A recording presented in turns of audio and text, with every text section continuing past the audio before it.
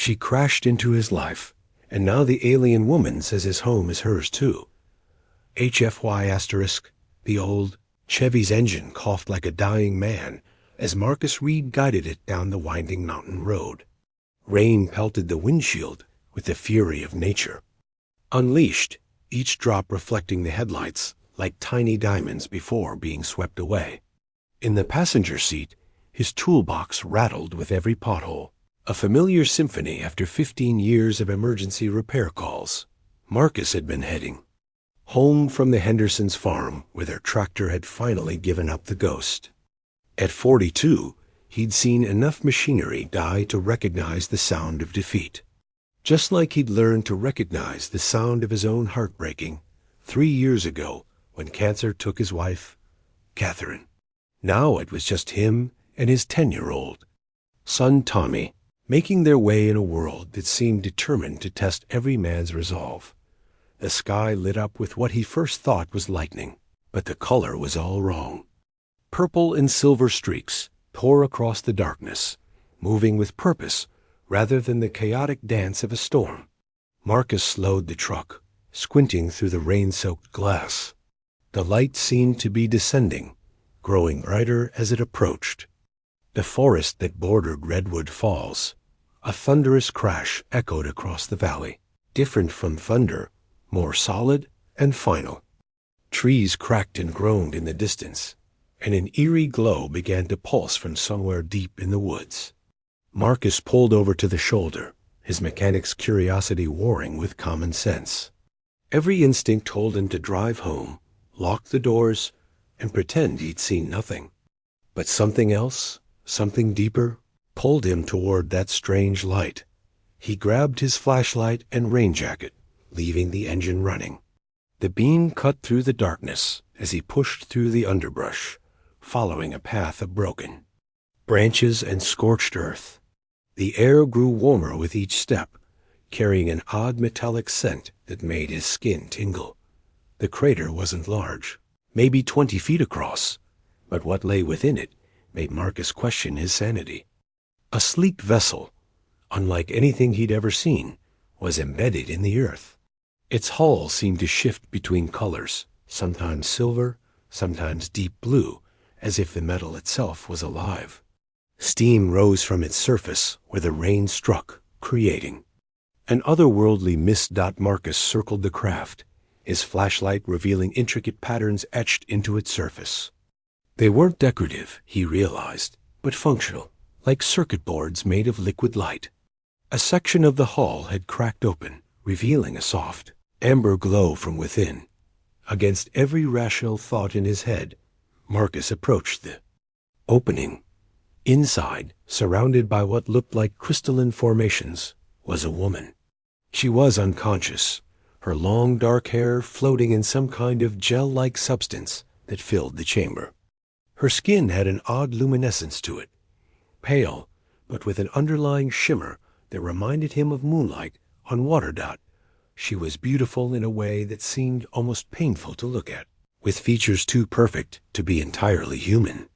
Her clothing, what little of it remained intact, appeared to be made from the same shifting material as the ship's hull. Through the tears in the fabric, he could see that her skin bore intricate markings, like tattoos that moved and pulsed with their own inner light. A piece of debris had pierced her shoulder, and dark fluid, too silver to be blood, seeped from the wound. She was dying, he realized. Whatever she was, wherever she'd come from, she was dying in front of him. Marcus had always been a man of action rather than contemplation. When Catherine had been sick, he'd researched every treatment, driven to every specialist, refused to accept defeat until the very end. That same instinct kicked in now. He couldn't leave her here to die. The chamber's gel was warm against his hands as he reached in, carefully lifting the woman from her strange cocoon. She was lighter than she. Peered, her body feeling almost weightless in his arms. The moment he touched her, her eyes fluttered open, revealing irises that shifted from deep green to startling gold. She tried to speak, but the words were unlike anything Marcus had ever heard, musical, and complex. Her hand reached up to touch his face, and he felt a jolt of electricity run through him. Not painful, but intense, as if every nerve in his body had suddenly awakened. Her eyes widened with what he interpreted as surprise, as she whispered something that sounded almost like his name. Then her eyes closed again, and she went limp in his arms. Marcus's hands trembled as he carried the unconscious woman up the front steps of his modest 2-story house. The porch light cast long shadows across her otherworldly features, making her seem even more fragile and ethereal. Her silver blood had stopped flowing, but the wound in her shoulder looked serious, the edges of torn flesh revealing something that definitely wasn't human anatomy. Inside, the house felt different with her presence, as if the very air had changed. Marcus laid her carefully on the living room couch, the same worn leather piece where he and Catherine used to watch movies on quiet Sunday afternoons. Now it seemed inadequate, too ordinary for someone who had literally fallen from the stars. Tommy was spending the night at his friend Jake's house, which Marcus now realized was a blessing. How would he have explained this? He pulled out his phone 3 times to call Dr. Morrison, and put it away each time.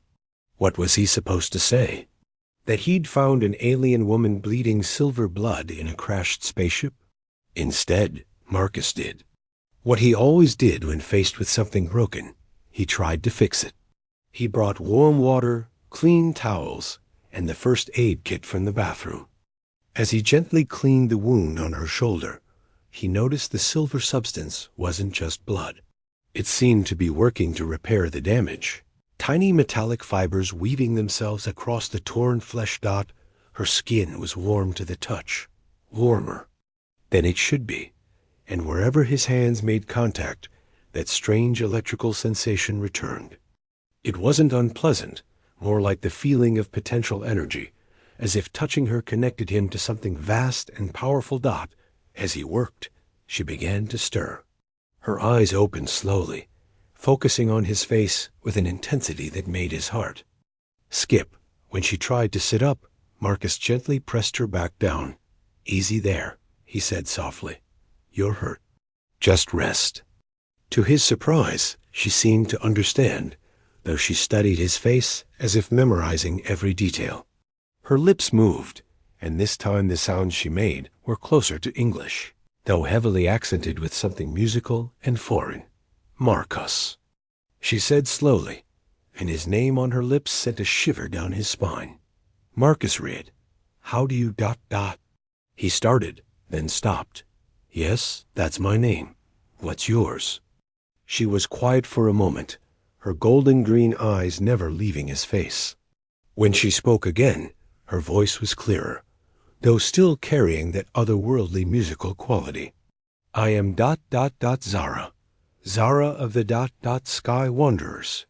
She struggled with the words, as if translating from another language in her head. "You ... saved me. You were hurt," Marcus said simply. Anyone would have done the same. Zara's laugh was like wind chimes in a gentle breeze. "No, not anyone. You ... special. I feel it when you touch." She lifted her hand to his cheek, and again an electric connection sparked between them. "Your heart. It calls to mine." Marcus felt his face flush. It had been 3 years since Catherine's death. 3 years since he'd felt anything remotely like attraction to another woman. But this was different, more intense than anything he'd ever experienced. It felt like recognition, as if some part of him had been waiting for her without knowing it. "Your people," he said, trying to focus on practical matters. "Won't they be looking for you? Your ship." Zara's expression darkened, and she struggled to sit up again.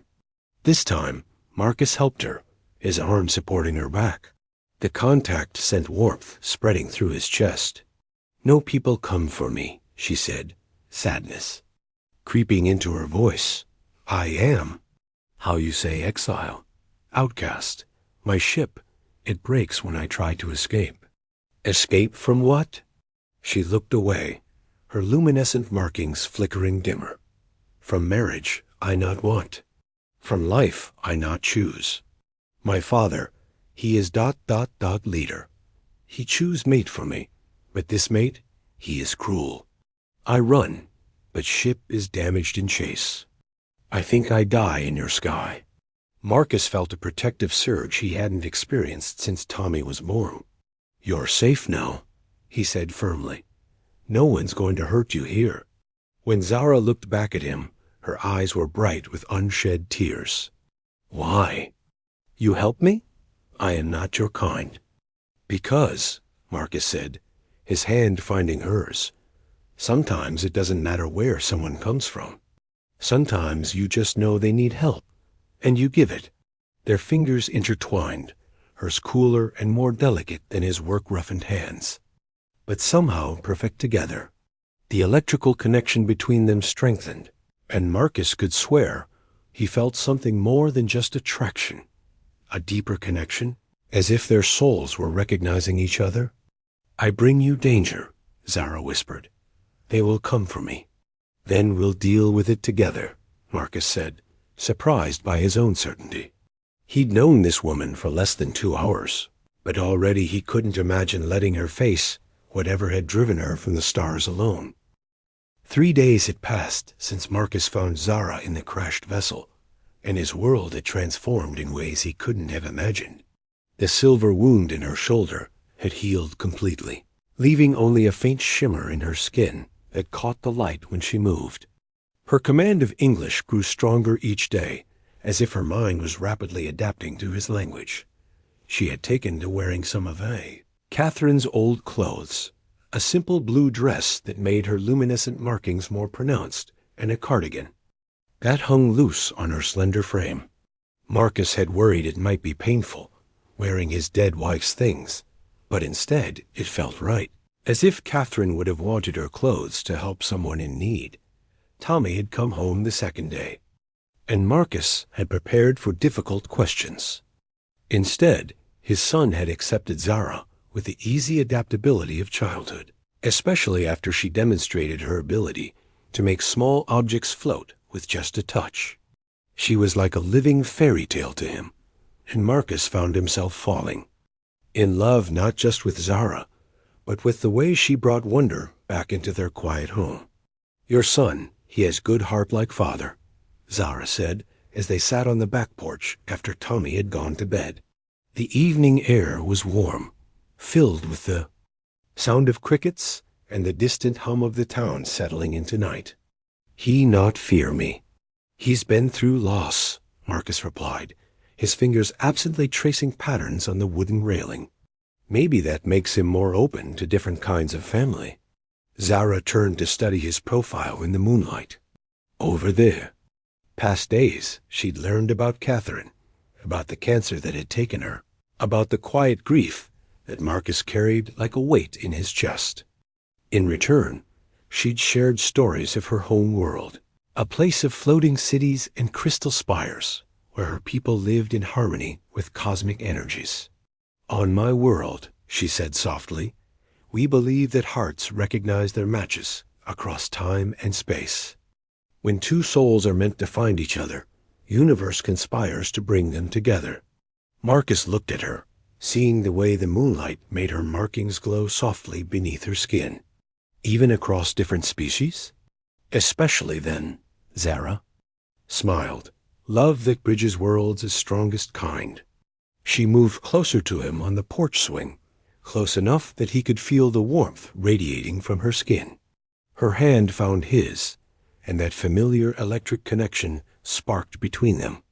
Stronger now, more insistent. Marcus, she said, her voice barely above a whisper, I must tell you something. My healing, it is almost complete, but ship ... She gestured toward the woods where the craft remained hidden. Ship cannot be repaired with your world's materials. His heart clenched. You're saying you might be stuck here? I am saying. Zara turned to face him fully, her golden green eyes reflecting the stars. That maybe stuck is wrong word. Maybe word is chosen. The space between them seemed to evaporate. Marcus felt drawn to her in a way that went beyond physical. Attraction, as if every cell in his body was recognizing its match in hers. When he leaned forward, she met him halfway, their lips touching in a kiss that sent electricity racing through both their bodies. Her markings flared brighter under his touch, and she gasped against his mouth. The connection between them deepened, and for a moment, Marcus could swear he felt what she felt. The lonely ache of exile transformed into the warmth of belonging, the fear of being hunted, replaced by the safety of being cherished. When they broke apart, both were breathing hard. Zara's eyes were wide with wonder. "Your touch," she whispered. "It awakened something in me I thought was lost. On my world, we have word Keleth means bonded soul. I think you are my Keleth, Marcus Reed. I don't understand half of what's happening to me," Marcus admitted, his thumb stroking across her knuckles. "But I know that since you've been here, I feel alive again in a way I thought I'd forgotten how to be." Zara leaned against his shoulder, her head fitting perfectly in the curve of his neck. "I was supposed to marry Corvin of the Warcast, arranged. Since childhood, supposed to unite our family's power.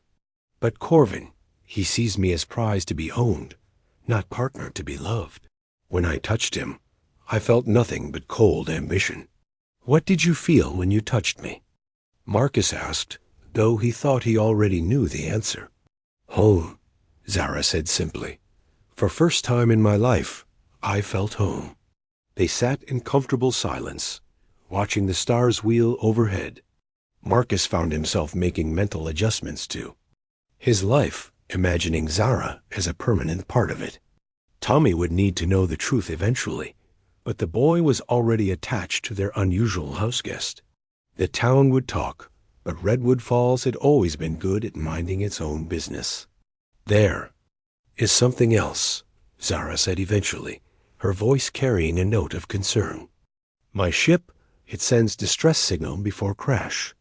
Very faint, but if someone has right equipment, they could track it," Marcus finished, understanding. "How long do we have?"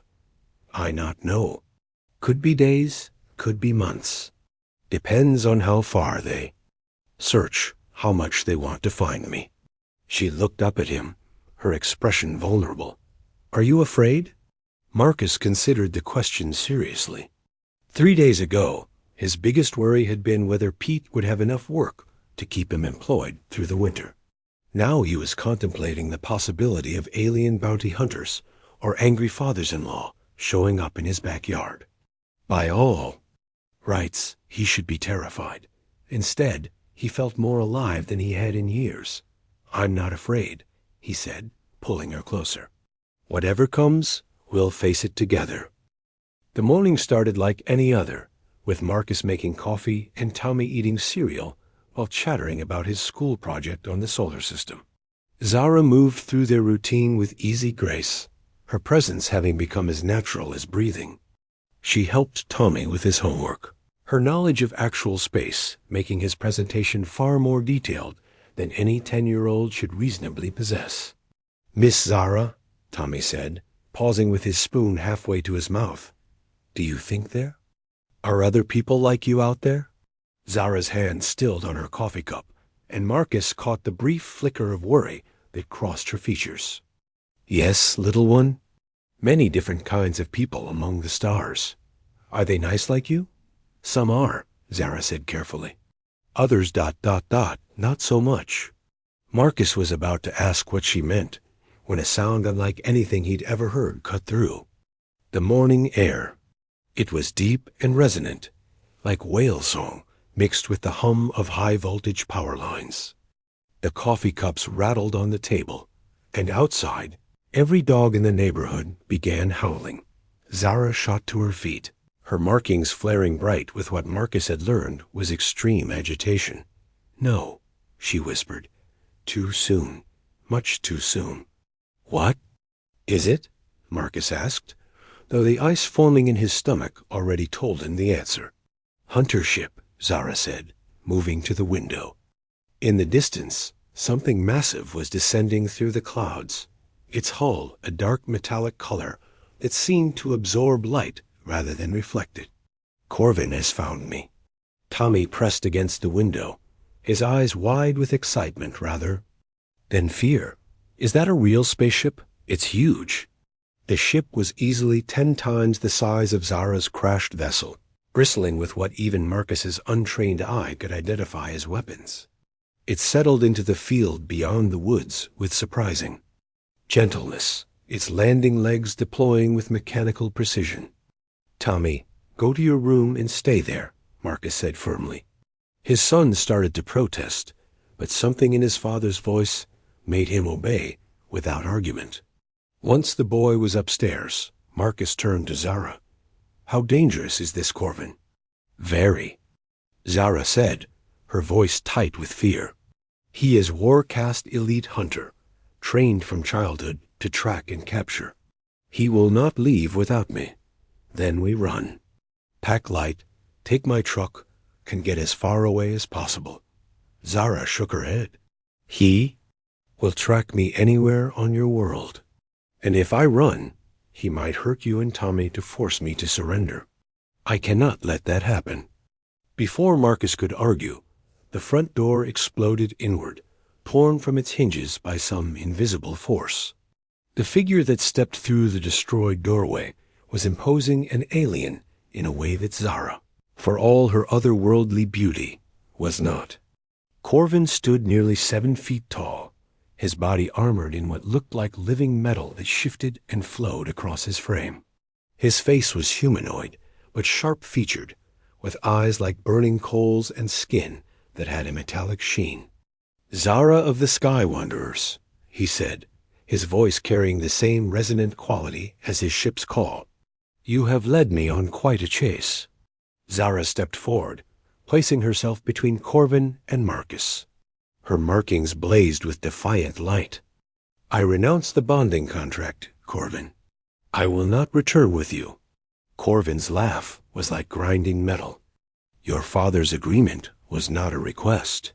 You will fulfill your obligations to our bloodlines." His burning gaze shifted to Marcus. "And this primitive will not interfere." Marcus felt anger override his fear. He'd been called many things in his life, but never had anyone dismissed him so casually in his own home. "The lady said no. That's good enough for me." "Lady?" Corvin's attention focused on Marcus with predatory intensity. "She is property, human. Valuable breeding stock to strengthen the war-caste bloodline. You have no claim here." "I have every claim," Marcus said, stepping forward to stand beside Zara. "This is my home, my world, and she's under my protection." Corvin's head tilted, studying Marcus as if seeing him for the first time. "Interesting. You show courage for a primitive. But courage without power is merely stupidity." He raised his hand, and Marcus felt an invisible force grip him, lifting him off the ground. The pressure around his throat made breathing impossible. Black spots dancing at the edges of his vision. He heard Zara scream his name. "Stop!" Zara commanded, her markings now blazing like small suns. "Release him, Corvin, or face my wrath." "Your wrath?" Corvin laughed, but he lowered Marcus to the ground. "You are always too soft, Zara. It is why you need a strong mate to guide you."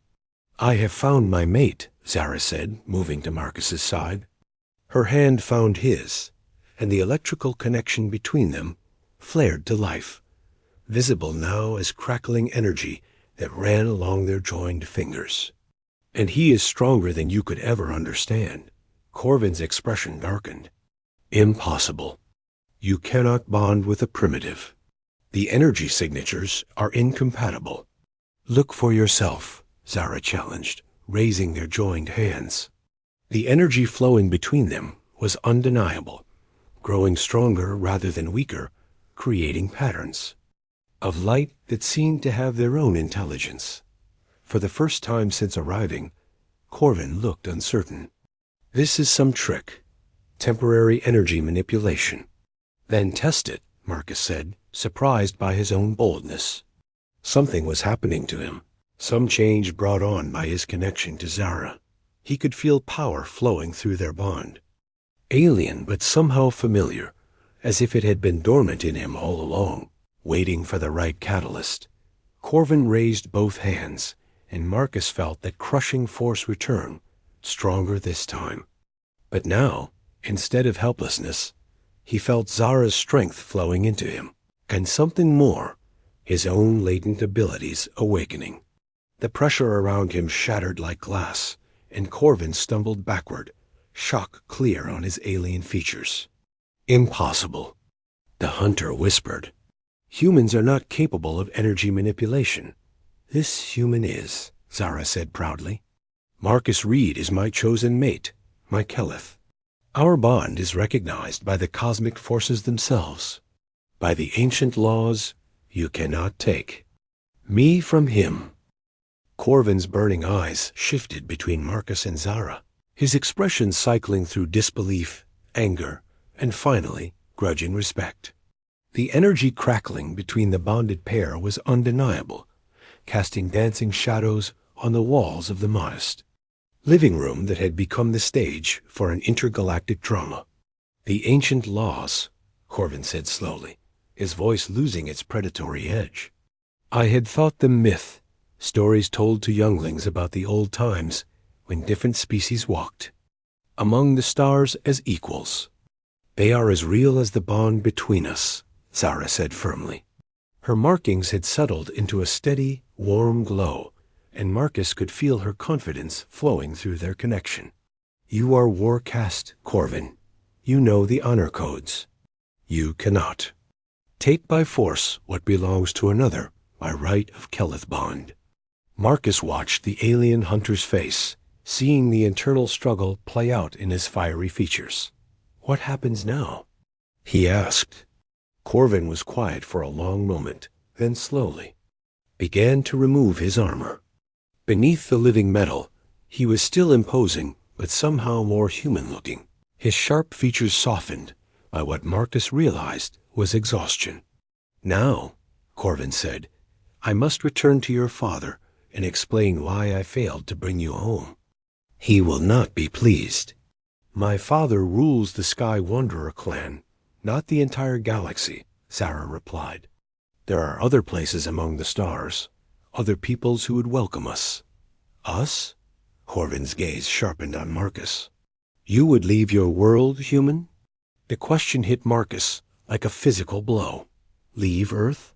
Leave everything he'd ever known?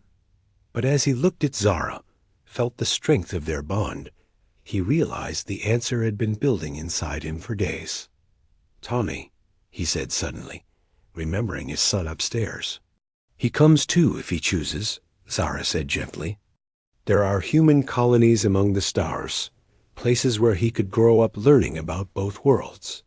And there are ways to visit Earth, to maintain connections. Footsteps on the stairs announced Tommy's arrival, despite his father's orders to stay in his room. The 10-year-old appeared in the doorway, his eyes going wide as he took in the scene. The destroyed front door, the towering alien hunter, the energy still sparking between his father and Zara. Dad? Tommy's voice was small but steady. You okay? I'm fine, son, Marcus said, holding out his free hand. Tommy ran to him, and Marcus felt the boy's trust like a weight and a blessing. Tommy, this is Corvin. He came looking for Zara, but we've worked things out. Tommy studied the alien warrior with the fearless curiosity of childhood. Are you really from space? That's so cool. Is your ship faster than light speed? Can it do barrel rolls? Despite everything, Corvin's mouth twitched in what might have been amusement. Yes, young human, it is capable of faster than light travel, and barrel rolls should the need arise. Tommy, Marcus said, kneeling down to his son's level, Zara and I need to talk to you about something important. How would you feel about going on an adventure? A really big adventure? The boy's eyes lit up. Like to space? For real? For real, Zara said, her voice gentle. There are worlds out there with crystal cities that float in the clouds, and oceans that glow with their own light. Places where the sunset happens 3 times a day in different colors. Tommy looked between his father and Zara, his young mind processing the magnitude of what was being offered. Would I ever see Earth again? Whenever you wanted to, Marcus. Promised we'd make sure of that. And Miss Zara would come with us? And she'd be like my new mom? The innocence of the question made Marcus's heart clench. He looked at Zara, seeing his own emotions reflected in her luminous eyes. If she wants to be, Marcus said softly. I would be honored, Zara whispered, and Tommy launched himself into her arms. Corvin watched this exchange with an expression. Marcus couldn't quite read. The galaxy is vast, the hunter said finally. There are sectors where the war caste has no authority, where a bonded pair could make a new life. I know traders who would welcome a mechanic with your skills, human. And Zara's knowledge of cosmic energies would be valuable to many. You're helping us? Marcus asked, surprised. I am acknowledging reality, Corvin replied. The bond between you is true. To deny it would bring dishonor to my caste. He paused, then added, perhaps it is time the war caste learned new ways of thinking about strength and partnership. 3 hours later, Marcus stood in his backyard with 2 duffel bags and a heart full of mixed emotions. Tommy was all ready. Aboard Corvin's ship, getting a tour of the bridge and asking 1,000 questions about hyperspace navigation. Zara had retrieved what she could from her crashed vessel, including what she called a star compass that would help them navigate. The trade routes. You're sure about this? Marcus asked Zara as they watched the sun set over Redwood Falls for what might be the last time in a long while. I am sure that wherever you are is home for me, Zara replied, her hand warm in his. Earth, space station, distant planet, it doesn't matter. We belong together. Marcus thought about Catherine, about the life he'd built and lost and rebuilt.